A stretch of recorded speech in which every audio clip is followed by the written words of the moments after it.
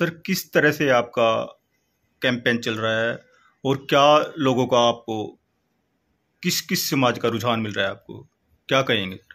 पहले तो मैं सारी जनता को, कैथल की जनता को नमन करता हूँ, प्रणाम करता हूँ।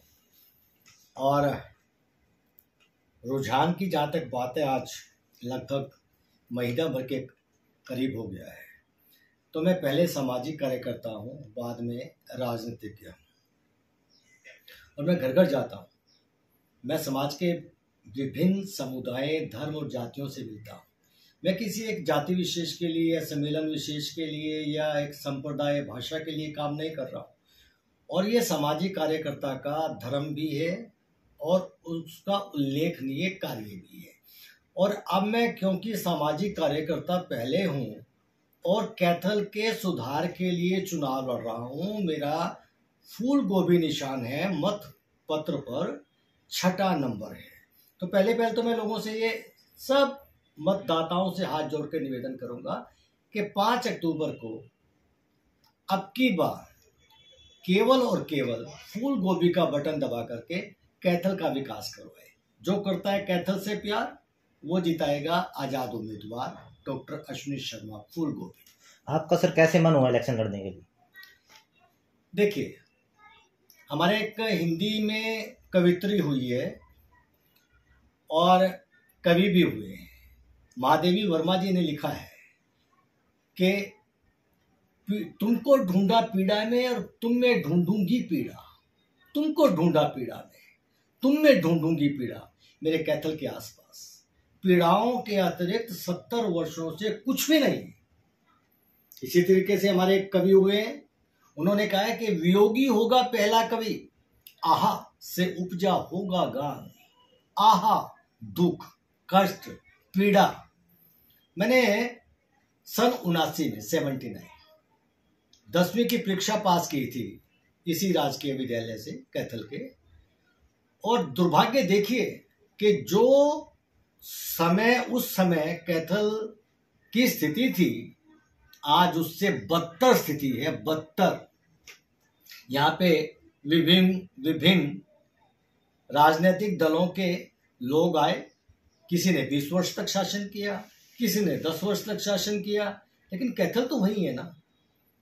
2 विद्यालय हुआ करते थे पहले, राजकीय विद्यालय और एक हिंदू विद्यालय।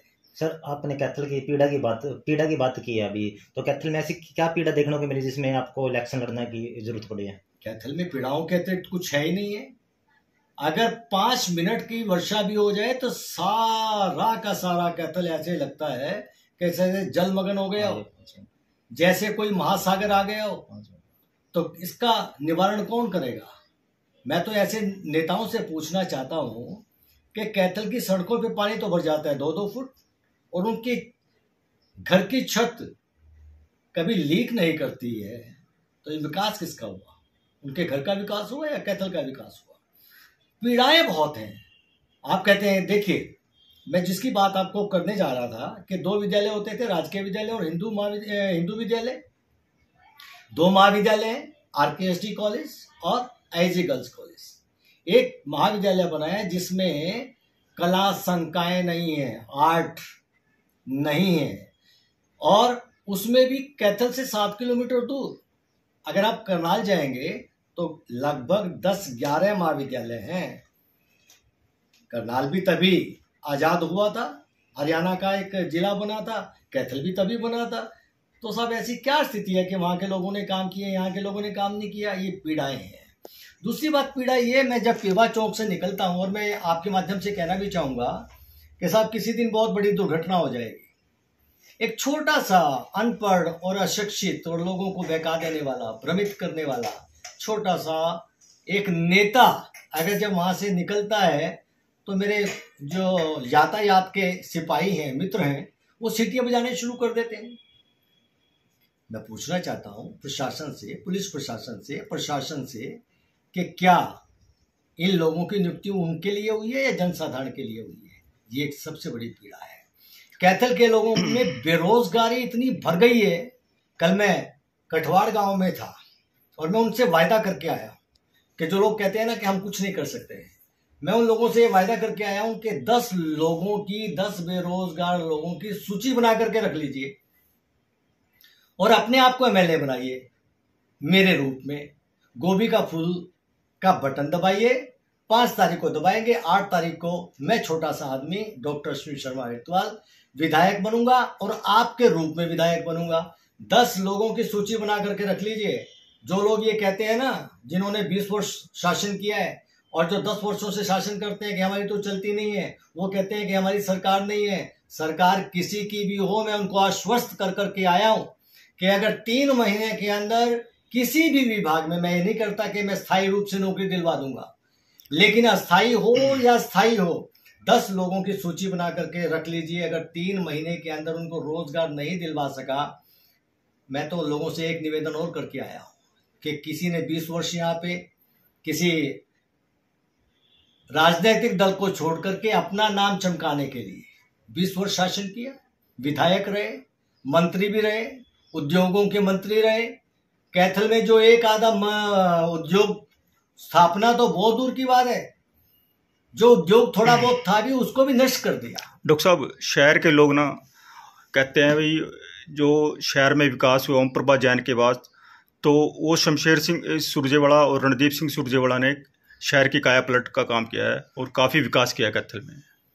क्या कहें? कैथल के लोग नहीं कहते, कैथल के वो विधायक कहते हैं।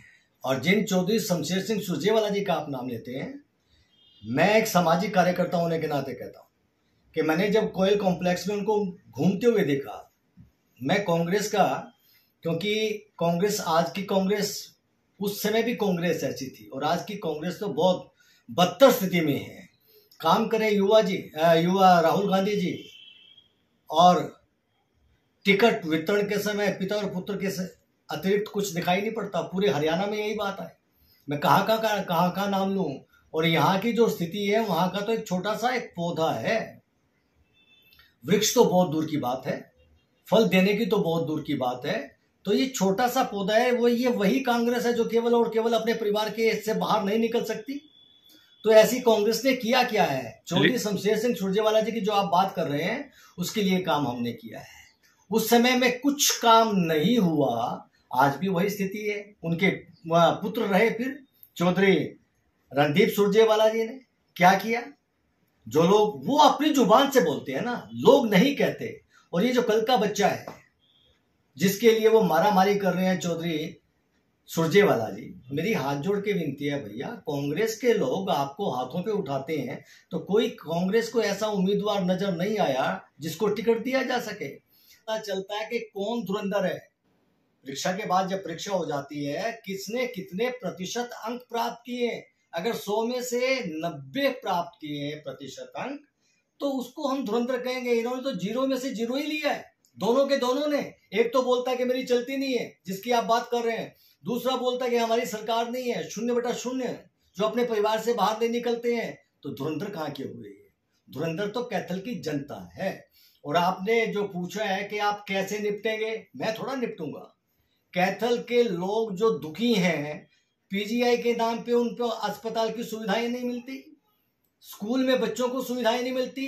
ये वही सरकार है जो स्कूलों को बंद करती आई है। ये वही विधायक है जब बोलते नहीं है। ये वही विधायक है जब हमारी बेटियां, पहलवान बेटियां, क्योंकि बेटियों की कोई जात नहीं होता, कोई धर्म नहीं होती, जब उनको जंतर मंतर पर घसीटा जाता है, दोनों के दोनों विधायक मूक बन करके बैठ जाते हैं, अपने मुंह को ताला लगा लेते हैं। कैथल की जनता ये बर्दाश्त करेगी क्या? धुरंधर है क्या ये? आप कैसी बात कर रहे हैं? तो इसलिए बदला लेने का समय मैं कैथल की जनता से कहता हूं। तभी मैं कहता हूं, नरेंद्र मोदी जी ने जो नारा दिया ना कि सबका साथ सबका विकास, मैं उसी का अनुसरण करते हुए कहता हूं कि कैथल की जनता का साथ और कैथल की जनता का विकास। हम कैथल की जनता मेरे रूप में एमएलए बनेगी और मैं कैथल की जनता के रूप में एमएलए बनूंगा। अभी जो आपने प्रश्न किया था कि ओम प्रभा जैन जी के बाद किसी ने काम किया है, मैं ये कहता हूं कि ओम प्रभा जैन जी के बाद जो कोई काम करेगा, वो इस 8 अक्टूबर के बाद डॉक्टर अश्विनी शर्मा, जिनके फूल का, गोभी फूल का निशान है, उसका बटन दबा के कैथल की जनता और मैं मिलकर के विकास करेंगे। और मैं तो सब जगह एक ही बात कहता हूं कि इनको 20 साल दे दिए सुरजेवाला जी को और 10 वर्ष दे दिए, उनको देखा बार बार, मुझे देखे एक बार।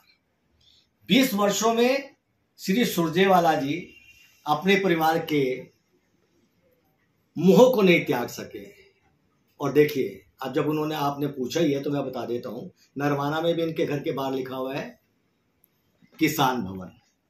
कैथल में भी आकर के भवन बना लिए है, चलिए अच्छी बात है, लेकिन उसमें भी लिखा हुआ है कि किसान भवन। 750 किसान मारे गए, ना तो मेरे मित्र लीलाराम जी के मुंह से कोई एक भी शब्द निकला, और ना ही श्री सुरजेवाला जी के मुख से कोई शब्द निकला।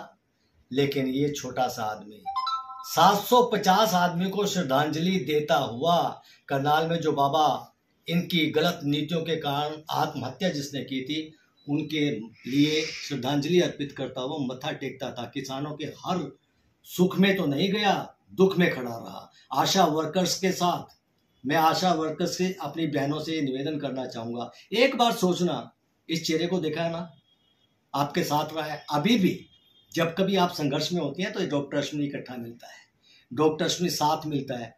मैं कर्मचारियों से भी निवेदन करूंगा, कैथल के कर्मचारी, चाहे वो विद्युत कर्मचारी हैं, विद्युत विभाग के कर्मचारी हैं, दमकल केंद्र के कर्मचारी हैं, कि या शिक्षक हैं, शिक्षा जगत से हैं। अंत में मैं केवल एक प्रार्थना करूंगा, चाहे कोई चिकित्सक है, डॉक्टर है, सरकारी अस्पताल में है या फिर वो निजी अपना संस्थान चला रहा है, कोई शिक्षक है, कोई प्राध्यापक है, आरकेएसडी कॉलेज के हैं, आईजी कॉलेज के हैं, या सरकारी स्कूल के हैं, आईटीआई के हैं, मैं शिक्षा जगत से रहा हूं, मैं शिक्षा का महत्व समझता हूं।